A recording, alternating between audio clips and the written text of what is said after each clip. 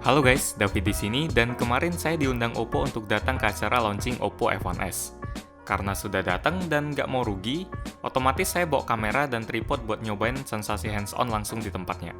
Kalau Anda senang dan mau lihat lebih banyak video di lapangan kayak gini, kasih tahu pakai like atau komen di bawah ya. Nah, biar kelihatan agak sedikit beda dengan review biasa, saya mau mengawali video ini soal suasana presentasi F1s. 1 menit saja, biar videonya nggak kelamaan.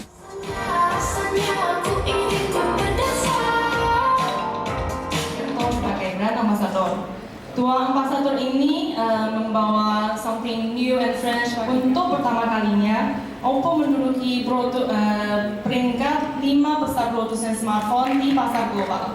Menurut data GfK, Oppo di Indonesia sudah posisi ketiga di market share di bulan Juni lalu. Ini juga sangat mendorong minat para pembeli untuk mencoba selfie. Plus mempunyai 3 slot kartu. Selain micro SD juga ada 2 slot untuk kartu SIM.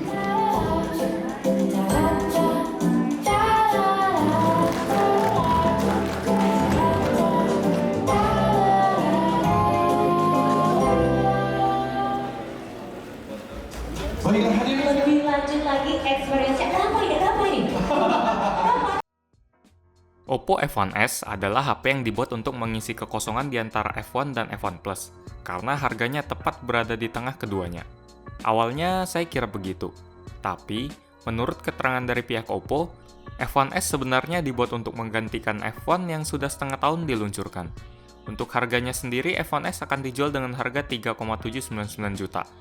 Di bagian desain, F1s kelihatan cukup beda dari F1 karena bagian sudutnya lebih melengkung. Bentuk kameranya juga ngebulat, bukan kotak seperti F1. Walau kelihatan berkilau, kayaknya bodi F1s nggak seluruhnya terbuat dari logam, cuma penampakannya aja. Karena waktu saya pegang, rasanya nggak semantap F1 Plus yang pakai logam beneran. Tapi saya juga masih kurang yakin soal ini, dan saya lupa nanya ke orang Oppo. Karena harganya lebih tinggi, tentunya spek yang dibawa F1s lebih garang dari F1. HP ini menggunakan prosesor octa-core MediaTek MT6750 yang ditemani GPU Mali T860. RAM-nya 3GB dan memori internalnya 32GB, 2 kali lipat lebih besar dari F1.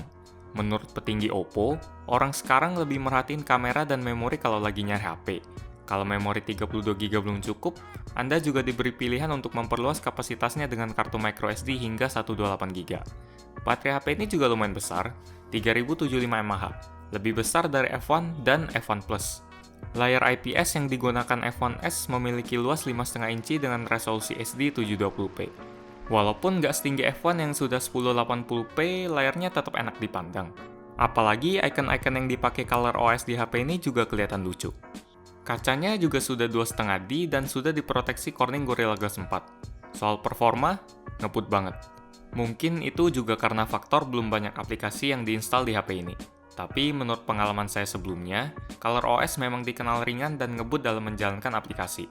Kalau penasaran soal review HP ini, katanya Gadget Gaul bakal ngebahas, jadi nanti silakan mampir. Aspek yang paling terasa kuat di F1s adalah kamera depannya, tentu saja. Karena punya moto selfie expert, resolusinya nggak tanggung-tanggung. 16 megapiksel dengan bukaan f2.0. Kamera depan ini juga punya fitur Beautify 4.0 yang bisa membuat wajah kelihatan lebih cakep, tapi tetap kelihatan alami. Bukan kayak boneka yang menurut saya malah kelihatan serem. Ini contoh foto dari kamera depannya. Untuk kamera belakang, hasilnya juga nggak kalah dari kamera depan walaupun resolusinya cuma 13 megapiksel. Belakangan ini, Oppo memang serius ngegarap sektor kamera sampai rela ngubah tagline mereka jadi camera phone. Ini sampel foto dalam ruangannya.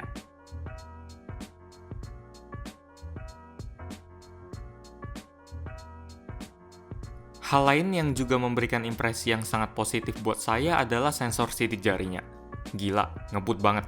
Menurut klaim Oppo, kecepatannya 0,22 detik dan tingkat akurasinya yang sudah tinggi akan semakin tinggi, karena sensornya akan terus mempelajari sidik jari kita biar lebih familiar. Kalau mau meng-unlock HP, nggak perlu tekan tombol home lebih lama.